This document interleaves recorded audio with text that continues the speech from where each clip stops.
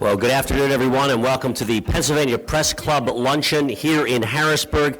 I'm Dennis Owens of ABC 27 News in Harrisburg, host of This Week in Pennsylvania, and vice president of the Pennsylvania Press Club, and your host for today's luncheon. The Pennsylvania Press Club Luncheon series could not be possible without the generous support of organizations that are listed on our sponsor banner. Today's luncheon being taped and is being carried throughout the state of Pennsylvania on PCN. Our speakers today, a little bit unusual of a format today, but we're excited about it. They are political analysts Brit Crampsie and Christopher Nicholas. They are well-known analysts of state politics here in Harrisburg and no strangers to television, and they do a lot of analysis on a lot of venues, but very pleased that they are also analysts on This Week in Pennsylvania, which I'm proud to be the host of. So Brit Crampsie started a communications and campaign consulting firm in 2022 after serving as the press secretary for Senator Jay Costa and the PA Senate Democrats. Before that, the double graduate of Lehigh University also served as the managing editor at politicspa.com, the state's oldest political news site. And that's where I met her when I thought she is the youngest analyst I have ever seen. But that double graduate of Lehigh, she's wicked smart, and she has the ability to disagree without being disagreeable. And fun fact about Brittany, she plays the cello. It's probably taller than she is. I've seen her play. A veteran Republican political consultant, Christopher Nicholas, president of Eagle Consulting Group, native of Bucks County. There's been a few interesting happenings in Bucks County in the last few weeks. Chris recently produced and hosted a podcast of PA political corruption, and this year launched a widely read twice-weekly newsletter, the Pennsylvania Political Digest. As I like to say, I always learn something new from him, which I appreciate. And the fun fact about him is she plays the cello, he plays Texas Hold'em, and he's pretty good as a poker player. I will now stop talking. We'll gather questions. If you have them, send them forward. Otherwise, lady and gentlemen, take it away.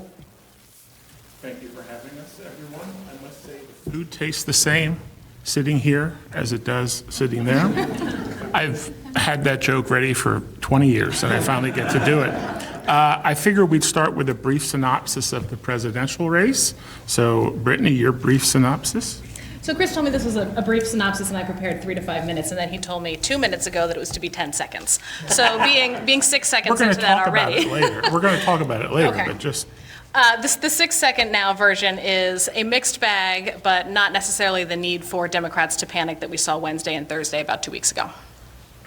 Okay. As for me, I describe the presidential race as redemption and revenge 1, goat yoga 0. Because I think the Democrats really leaned into their coalitions, and their coalitions gave them the stiff arm. So I'm going to start with a couple facts and figures. In 2016, Hillary Clinton got 475,000 vote bump in Philadelphia. And this is part of a series I call Disappearing Philadelphia. In 2020, even though turnout went up 13%, Joe Biden's bump in Philly was only 471,000.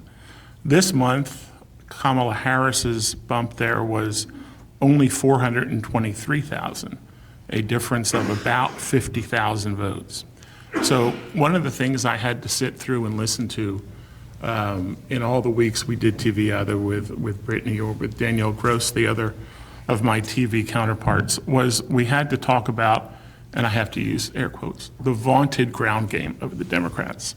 And after the 3,000th, mention of it, it was hard to stomach that. But I had to chuckle after Election Day, because with the shift in votes in the cities, many more black and brown men especially, voting for Republicans for Donald Trump, I had to chuckle because the Democrats' vaunted ground game ended up turning out a lot of Trump voters.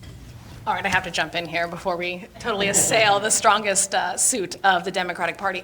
If you look further down the ballot, and I know we're going to spend some time there, in a little bit, Democrats were much more likely to outperform the top of the ticket if they knocked on the doors of the voters. So if you got contacted by a state legislative campaign or the candidate themselves, you were about 17 points more likely to vote for that candidate than sticking with straight party the whole way down. So while at the top of the ticket, the vaunted and very cool ground game, 2 million doors in the last weekend of the campaign, was not successful for Kamala Harris, it was very successful in stemming the bleeding of Democrats down the ballot.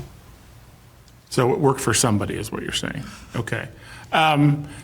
What surprised me the most is Donald Trump was, again, for the third time was the GOP nominee. In his first two races, he got 48 point and change. This year, he popped to 50.4. That 1.6% increase does not seem like a lot, but Senator Dave McCormick would tell you otherwise. Okay? So that to me was very impressive. He won 58 counties, Donald Trump did. Kamala Harris got less than 14% of the vote in Fulton County, Pennsylvania, not Fulton County, Georgia.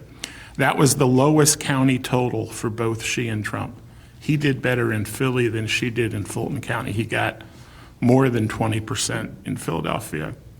For years, Republicans have been struggling to win the state, getting 11 or 12% in Philadelphia. If we're going to start getting 20-ish%, that really changes the math, changes the dynamics, and regardless of how vaunted your ground game is, that makes things a lot tougher for the other side.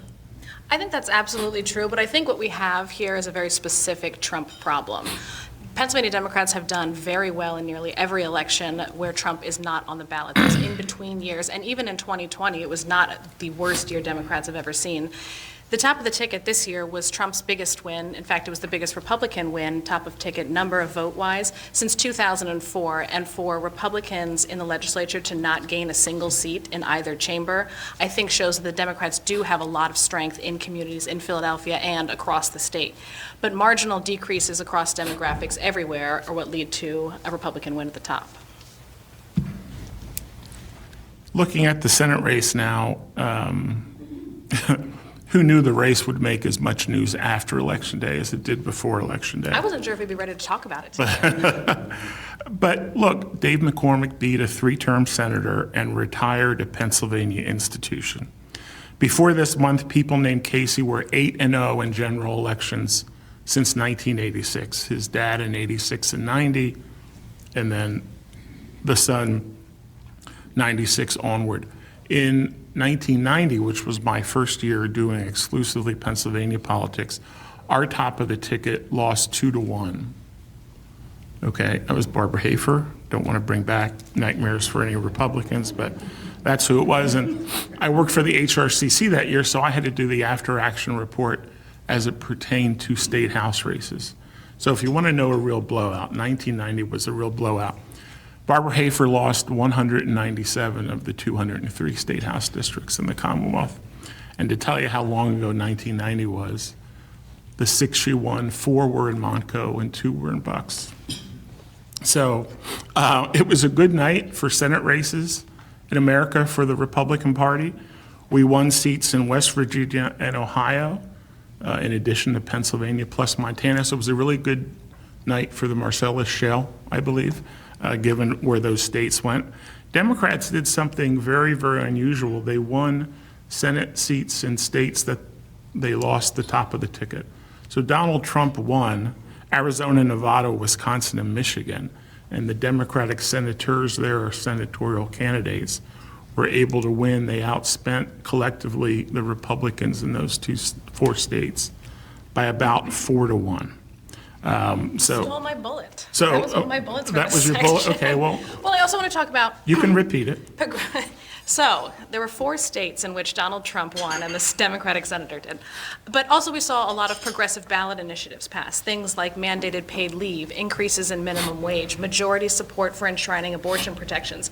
These won in states where Donald Trump won. Those were not part of his platform. Those were part of the Harris and Democratic platform, but they are still the more popular position. So again, we chalk a lot of this up to a Trump-specific problem. Is any other Republican in the bench going to be able to turn out voters in support of them when the majority of voters support policies that are so incongruous with the Republican Party? And I think the answer is no. I would say it's a Kamala Harris-specific problem, and I would remind you that the minimum wage initiative in California lost. The most liberal state in the country did not pass that. So perhaps some sanity creeping back in. So we'll have 53 senators, and then at some point close to January 20th, we'll lose 2. J.D. Vance has to become vice president at 10 a.m. on January 20th. The vice president's always inaugurated 2 hours beforehand. So for 2 hours, we'll have a Biden-Vance administration. And then Marco Rubio will resign at some point, probably later. He has to wait till he gets approved by the Senate International Relations or Foreign Relations, I forget what they call it. Luckily for the GOP, both those states, unlike Pennsylvania, the governor appoints right away, and then the special isn't until 2026. So if you remember back in 1991, that tragic day when John Hines died in a plane crash in the spring of '91, we had our Senate special election that fall, okay, when Thornburg lost. So it'll be a little bit tricky for a little while for some of those confirmation votes, but it should be okay. And I'm going to finish this section by saying, yes, Bob Casey is a nice fellow. If he moved in next door to me, I would be glad. But he did greatly tarnish his legacy with the way he conducted himself since Election Day. Your thoughts, Brittany? I don't think that there is anything shameful about wanting all the votes to be counted in the election in which you put your name on the ballot. There is no reason that we should hustle through the counting of ballots just to make it a little bit faster for someone to hire their staff in Washington, D.C. This was not a long, drawn-out process. This was not a January 6th situation. This was a wait until all the votes are cast. He was not seeking new votes. He was not finding voting machines. All the votes that they were counting were cast on or before Election Day. And to criticize wanting to count those, I think, does a disservice to voters who took the time out of their day to participate in the process at all. He has also stopped the recount, which I think, for those that think waiting for ballots to be counted tarnishes his legacy, we're perhaps not in favor of a recount. He's saving the taxpayers about $1 million in that process. I think Bob Casey is going out the whole way that he comported himself through office. Dignity, respect for the voters, I think that there's nothing to be ashamed about there. If anyone epitomizes the phrase leading from behind, it's Bob Casey Jr. And that, I think, is how he handled this. He lost on election night, he lost the next day, he lost the day after that, he lost every day until the recount was 11 counties in. So did he save some people some money? Sure. He put the state and Dave McCormick through something that was not necessary. Every person who lost to Bob Casey in the past, Auditor General, Treasurer, Senator, conceded on election night or the next morning. They also lost by margins of 9 points, 13 points, and 17 points, not 1/3 of 1 point. So a 17,000 vote margin in a state of this many voters, I think is something that we have to be very, very careful with. We are not talking about a blowout here that he sought a recount on, or trying to overturn the guidance of the Supreme Court to have mail-in ballots counted when they shouldn't have been. He was simply asking to count all of the votes, and I think as voters we should really respect that commitment to the process. No one in the modern era has run more statewide campaigns than Bob Casey Jr. If anyone was able to read the tea leaves from election night, it was him. So, anything else? You want to go to the row offices? Leave Bob alone. Okay.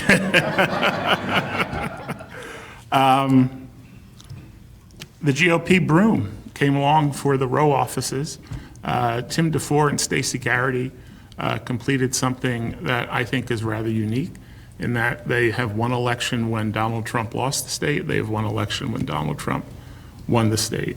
As for Attorney General, and I'll take it easy on you here, Brittany, because I know you work for De Pasquale.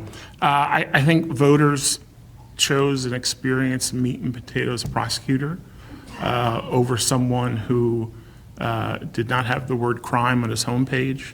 And when you went to his issues page, fighting crime was the 6th thing the sixth thing he wanted to do. So I think voters had a very clear choice there for Attorney General. Having seen the metrics on Eugene's website, I guarantee you they were not all on the issues page every day. Well, okay, but when you listed six, that tells you something. And the voters said, we don't like that. So anyway, that's where I'm going to stop for the row offices.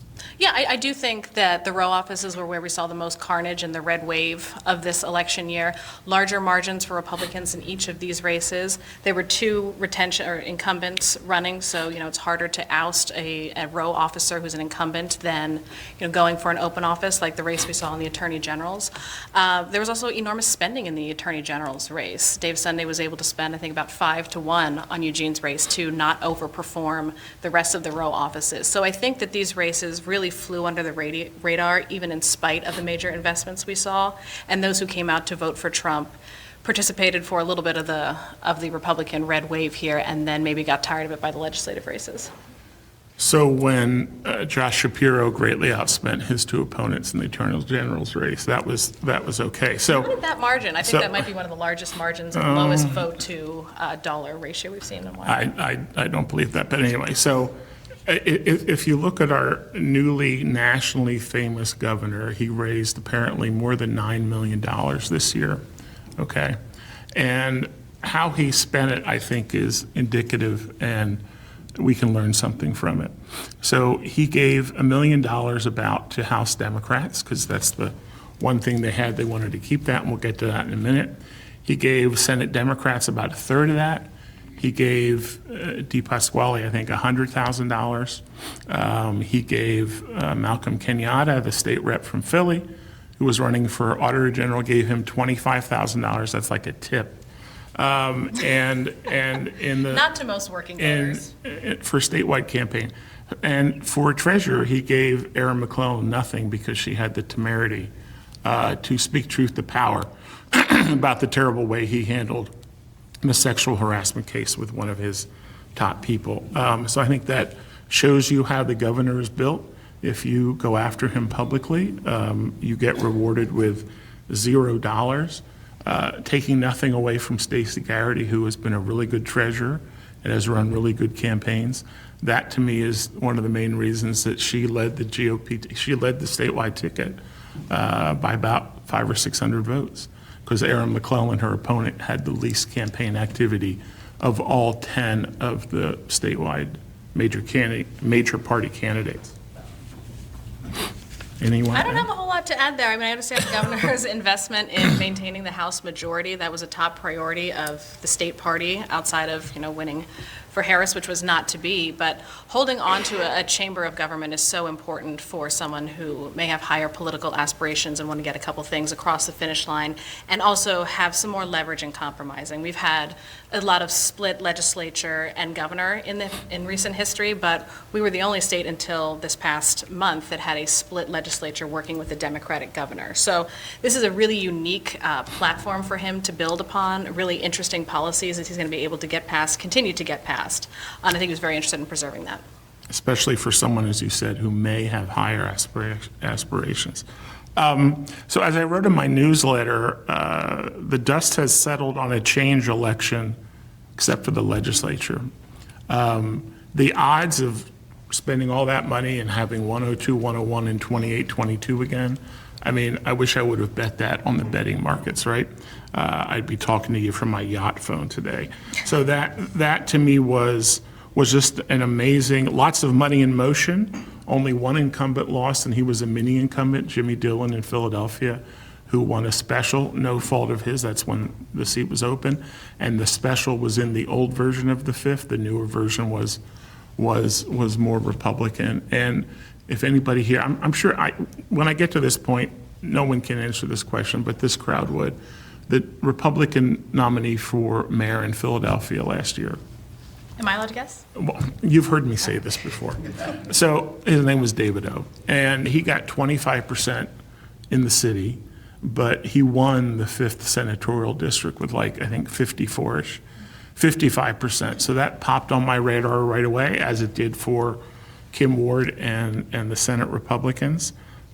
You did Senate races for the Democrats, so I'm going to let you fill in the rest here. Won some, lost some, but, Next, yeah, well, Pennsylvania is an interesting and unique state, and we had some really funky results in this election, from the top of the ticket to the row offices to really the stagnance that we saw in state legislative races. But we were not unusual in this. I have some stats on other state legislative races, if you'll allow me. So nationally, Republicans controlled 55.3% of state legislative seats across the country. After these election results from this month, they're going to bump that up to 56%. So they expanded their margin of total seats across 50 states by 112 seats. That's an average 56 across 50 states.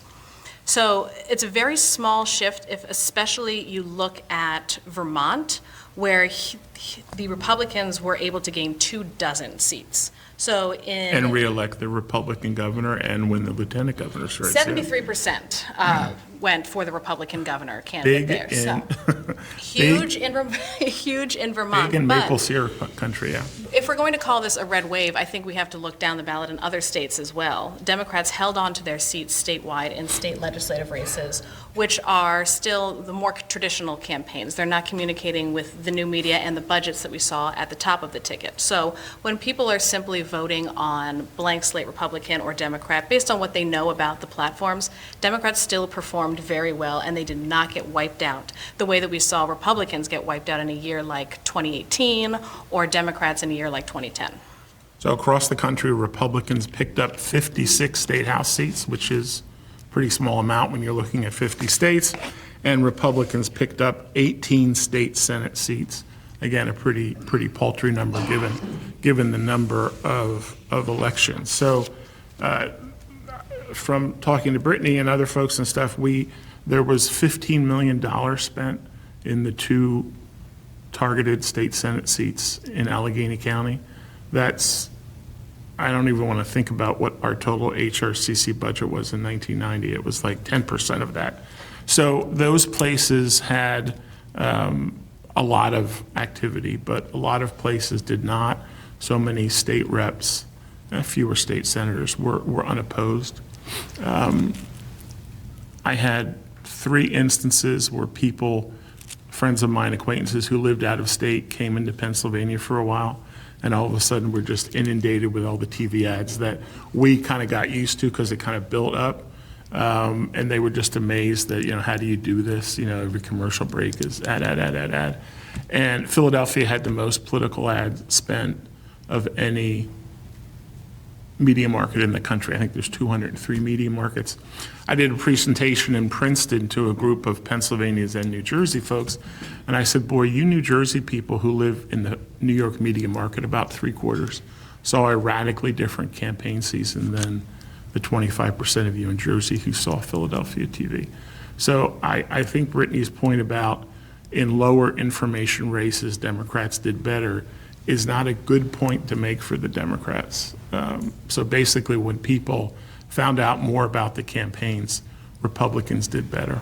So, well, I think the point here is that the names at the top of the ticket will change. The names that are the standard bearers of the party will change, but the party platform stays pretty much the same cycle through cycle. And if in your lowest information race you're choosing a Democrat over a Republican, I think that is actually a very good sign for Democrats once Donald Trump is not on the ballot, which unless something truly crazy and unconstitutional happens, he will not appear on the ballot again. that's true. So before we wrap up and take a lot of questions, That is quite a stack. I wouldn't want to end without making Brittany even more depressed. She cut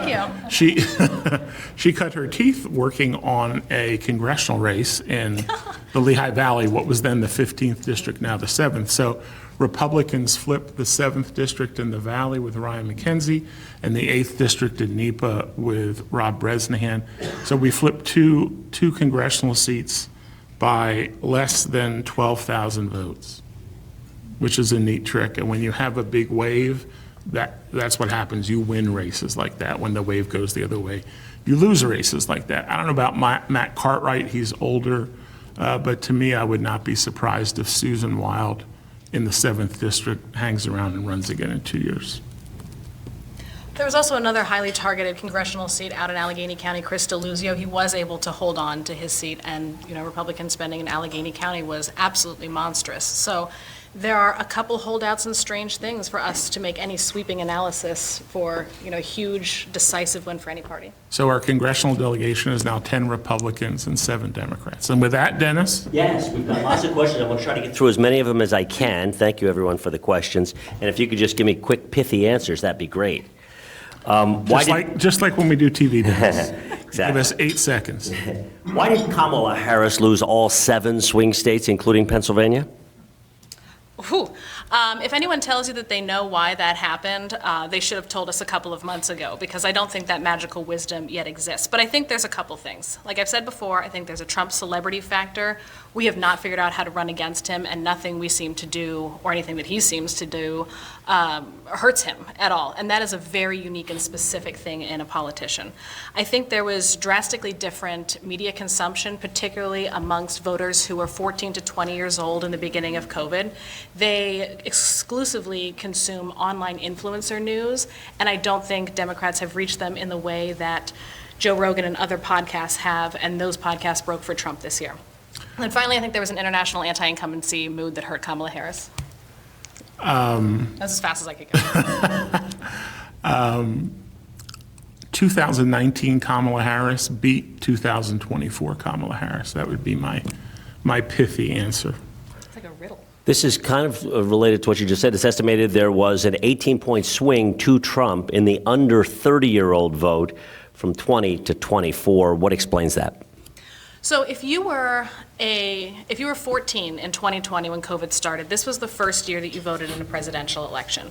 But if you were 14 to 20 during that time, the 2020 to 2022, that was a time when you would have gone out and gotten your first job, you would have sought job training, you would have gone to college, junior college, what have you, and you would have met different people, you would have had different experiences than having been at home, most likely with your parents, seeking out news online that either confirmed how you already felt or leaned into the anger that a lot of young people were feeling then. They were not exposed to the communities that typically somebody is at that age, and I think it has drastically changed the way that they seek out news and the way that they consume it and believe it, and I don't think we ever put that back in the bottle, and there's a very thin sector of Gen Z voters that will just have to be reached through influencers. Chris, thought on Young Vote? So people who live in their parents' basement went for Republicans this year because they never got out of their basement. That's my working theory. Okay. I haven't figured out the answer to this question, but Democrats are 0 for 2 against Trump when they ran a woman and 1-0 against Trump when they ran a guy. Okay, I have a 1 and a 1A, and the overall arching connection is abortion. In 2024, the Democrats went all in on abortion. Why didn't that work? Followed with, if abortion was the #1 issue for Democrats in 2024, why did the Senate Dems spend more than $3 million attacking a female Republican candidate who's on the record as being pro-choice? So abortion polled in the top 3 in every exit poll. You'll see it was economy, it was democracy, and it was abortion. So to say that it didn't work, I think, is misleading, and a lot of the congressional races and state legislative races focused on those. So I think it's overblown to say that it didn't work. And in fact, even Republicans that won when they moderated their position on abortion. Somebody like Dave McCormick, somebody like even Donald Trump. I don't know if he's moderated his position or is just confused by all the positions he has taken. As for Senate District 45, that's the open seat vacated by James Brewster. Running for that, it's Nick Piscitano running against Jen Dentini. Jen Dentini did say that she did not oppose abortion, was fine with current law. But that is very different than being an advocate for the full spectrum of sexual and reproductive health care, and Nick Piscitano has a better record on that. You don't get points just for being a woman if your support of women's issues is not as great. No, you don't get points for that, because you have to be 1,000,000% committed to the issue that right now keeps Democrats Democrats. That is the glue that keeps their coalition together. Monocultures usually don't work, and I think that's indicative here. What's that old saying? You get too far out over your skis. The Democrats got way too far out over their skis on abortion, and I think we saw it in the Attorney General's race. People understand the Attorney General is the top cop in the state. They want them to keep them safe, and the Democratic candidate the first issue on his issues page was not crime, it was abortion. So I think the Democrats, you know, took it on the chin for that issue. Whether they learned from that or not, you know, who knows? There's an old saying in politics, and I wrote it down so I didn't forget it. When Republicans lose, we blame the candidates. When Democrats lose, they blame the voters. I think there's a couple of inaccuracies here, You but just blame if people you who live put- in basements for Kamala Harris losing. you blamed her being a woman. So if you put a abortion referendum on the ballot and it needs 50% to pass, it passes every time, and it passes in states where you don't necessarily think that it's going to be a popular position. Someplace as, you know, far left as Kansas passed an abortion rights protection. So I don't think that Democrats are out over their skis here. If you poll whether you want abortion to remain legal, somewhere between 90 and 93% of Pennsylvanians say that that mirrors their position on the issue. In 2022, it was the leading issue that helped Democrats to flip the House. This is an exceptionally important issue. It will remain so. And when you look at a race like the Attorney General's, as other states around Pennsylvania ban abortion and try to enforce that, they will come to Pennsylvania to see if somebody has left their state to seek health care in other places. And I think knowing if our Attorney General is going to participate in something like that is very important. What does the Trump administration mean for women's reproductive rights, in your view? We hope for the best. I mean, his Tiffany, remember. his position has changed many times, and it has moved more in line with where the average person is on this issue. But I think the confusion is very frightening. Putting RFK in front of Health and Human Services is problematic because he has been very anti-abortion. Like everything else, it'll change day by day. The nature of the Trump administration is simply chaos. The Republican Party is much more pro-life than Donald Trump is. I think the Republican Party would be smart to count our victories on that and move on to other items. That said, there are a group of Republicans who are primarily Republican because they are pro-life. And they see now having, I think we're legally required to call it the trifecta now. We have the trifecta, we have the advantage on the Supreme Court. So those people are going to say, look, we've been tilling the fields for decades, and now we want more action on this. So that tension, I think, will be a highlight of the next 4 years in addition to chaos. I have a policy question for each of you, targeted to each of you. For We Chris, don't do policy. where do you expect Trump to pull Republicans out of their comfort zones policy-wise? Policy-wise? I would think the biggest friction between Trump and kind of grassroots Republicans would be Russia and Ukraine. I think we're all united around supporting Israel, unlike the Democrats, and that China is a boogeyman. But Russia is not an issue that we're all unanimous on. So I would say that. I think he's also made people, Republicans specifically, more comfortable with felons re-entering the workforce. Aren't Democrats? This aren't one is Democrats for reentry and second chances? This one's for Brittany. Trump is not a traditional Republican. Do you see any areas Democrats can accomplish their policy goals with him? I don't think that it is impossible because I don't think Donald Trump has a policy platform of things that he believes in very firmly. I think that he is willing to make a deal, but like Chris says, they have the trifecta, so why would he in the short term? But he'll be looking at midterms that are not likely to be favorable in 2 years, and I think that's when we'll see. I don't expect him to, ameliorate his positions that got him elected before he has to. So this is for both of you. Senator Fetterman is outspoken with his support of Israel and Ukraine. Why, as a Democrat, are those positions not promoted by party leaders? Are Democrats afraid of their shadow, afraid of offending people? By the way, I do note, I read the questions, I don't write them. Yeah, Brittany, why are you people afraid of your shadows? Democrats are afraid of everything. We are a nervous bunch. But on this issue specifically, to say that party leaders are not supportive of Israel and then point to John Fetterman's support of Israel, I think, is just a contradiction right there. Who is not a party leader if not our Democratic elected senator? Lots of Democrats have been supportive of Israel, including Democratic State Senator Steve Sanacero, who supported legislation that would punish colleges and universities that divest from Israel. So I think this issue actually cuts across party lines. John Fetterman is our senior senator. I will leave it at that. He is a wild card. I don't think anyone's figured him out. I think he likes to be controversial. I think he is bored being a senator and yearns for the days of being on the campaign trail and being. I think he enjoyed being a candidate a lot more than he enjoyed being a senator. So senior senator is just something that you get because you've been there longer. So him having been there 2 years and McCormick being new, he now assumes the mantle of being senior senator. And a couple of questions pertaining to the governor. How do you think this election's results affect Josh Shapiro's reelection bid? What from the 2024 election results should be most concerning for Governor Shapiro in 2026? If I'm Josh Shapiro, I'm taking a harder look at Stacey Garrity's Oppo book right now. She performed very well. She's got a great profile. She speaks well, performs well, has done a good job in her current role. So I would think about having an opponent like that instead of necessarily a Doug Mastriano, which was not a hard race before. What was the first part of it? I don't think a whole lot affects his reelection bid, though. I mean, his popularity right now, still hovering near 60%, is going to be really hard to erode over 2 years. I think Team Shapiro sees his reelection as a speed bump on the way to his, lofty goals to fulfill his destiny, as Luke Skywalker had it, to become president. I've said this all the time, so I'm going to say it again.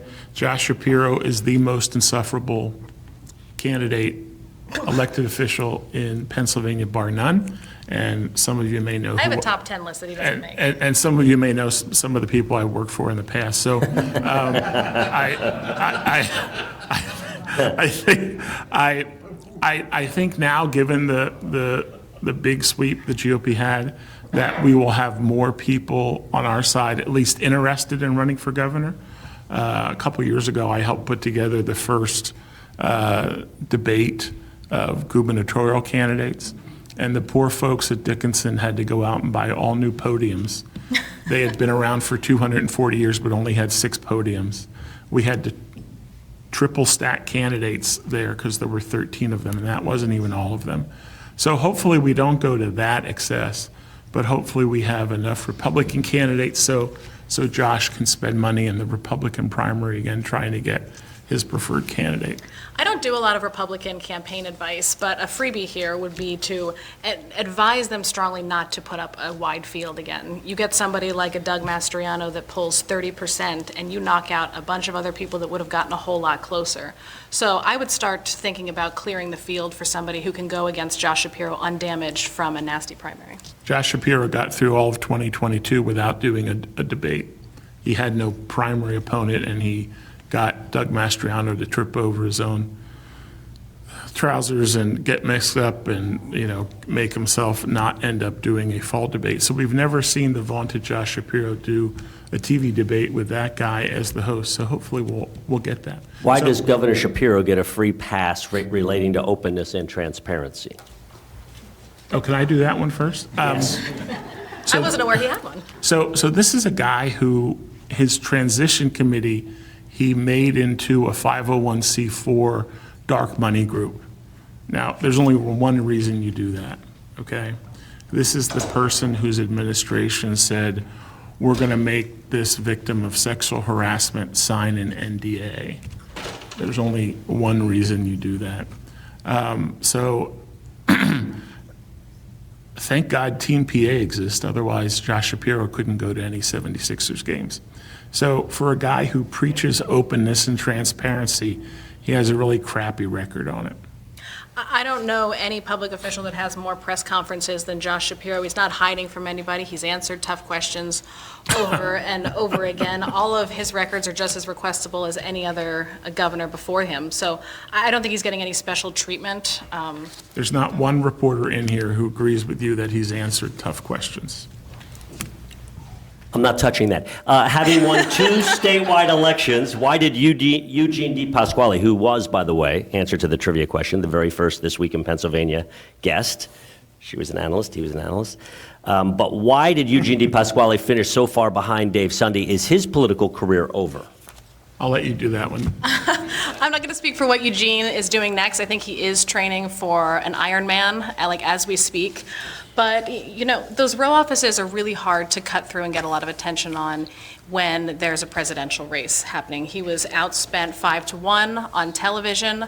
It was hard to get the money you need to mount a campaign that gets anybody to focus on this race when they have to go through 3 races ahead of it. I personally hope that his political career is not over. He is the exact kind of person that should be in politics, committed to the policy, the principles of it, a great manager. When he was the Auditor General, he used the full extent and every tool of that office to uncover every single dollar of waste, fraud, and abuse. And that's the kind of person you want as a steward of, your dollars and your rights in government.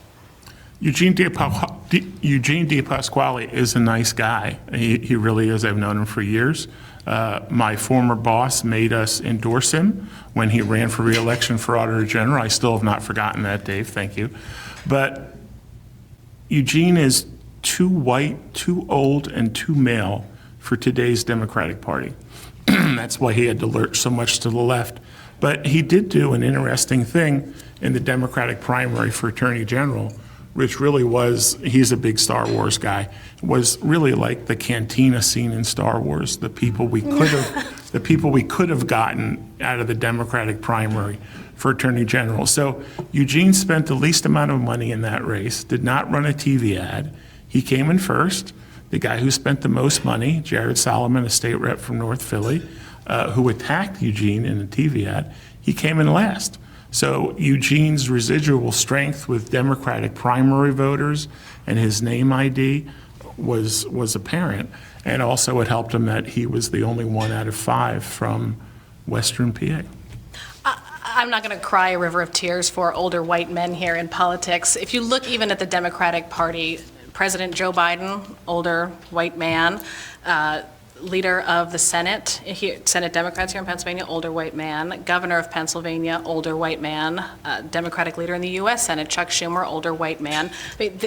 You don't need to, move so far to the left or change your demographics to succeed as a Democrat. We have a very large tent, and people of every color, age, and gender do seem to succeed. Did you just call 51-year-old Josh Shapiro old? I just want to be clear.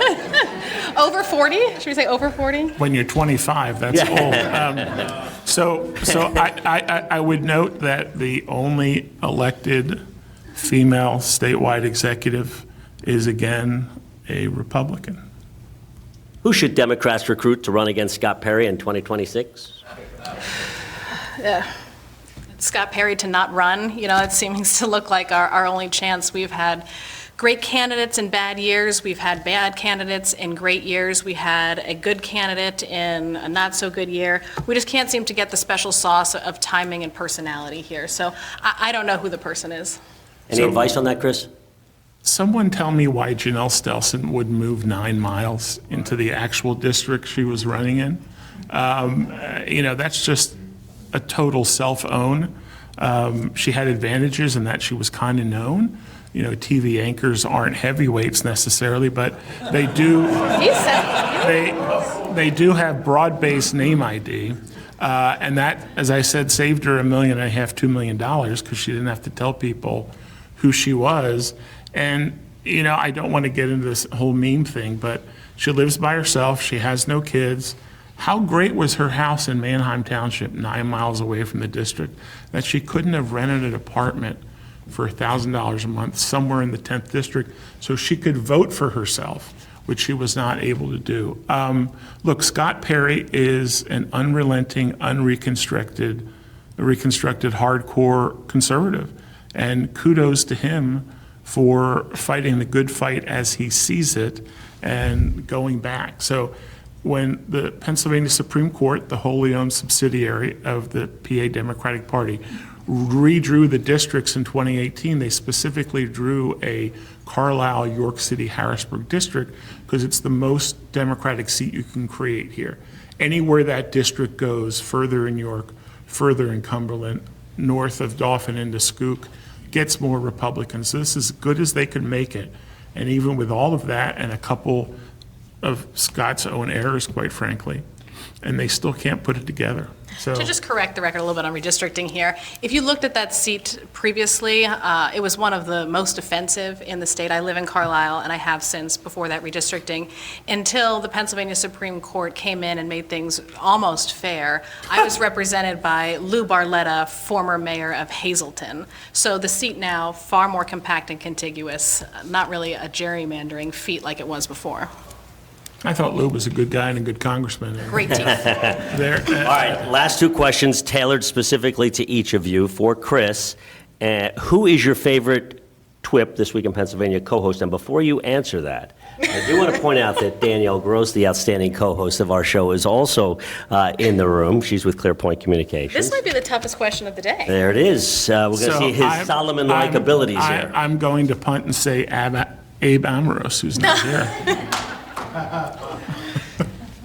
Brittany, are you grooming Carter to replace Dennis when he retires? Wait, aren't you going to ask her who her favorite Republican co-analyst is? You never miss a show. Oh, okay, there you go. You know what? I think that we have found our candidate to run against Scott Perry in 23 years. Carter is my 3-year-old. We would like to thank Britt and Chris, wish you both well. We have some mementos for you. The gifts are compliments of PCN and the Pennsylvania Press Club. In closing, we want to thank all of you for being with us. We certainly do appreciate it. This is our last luncheon of the year, if you can believe that. We're going to be back, though, on January 20th when our guest will be Pittsburgh Mayor Ed Gainey. For scheduling information, visit our website, papressclub.org. And I should note, we've kind of launched a new thing called This Week in Pennsylvania Live. So if you have a show or a group, I should say, what's the word I'm looking for? We'll a do it for a convention private or party. something. We come and do the dinner entertainment or whatever. Your keynote. Keynote, whatever. Well, yeah, yes. So we would like to invite you to that. But ladies and gentlemen, thanks so much. Happy Thanksgiving to all of you. Thank you very much. We'll see you next year.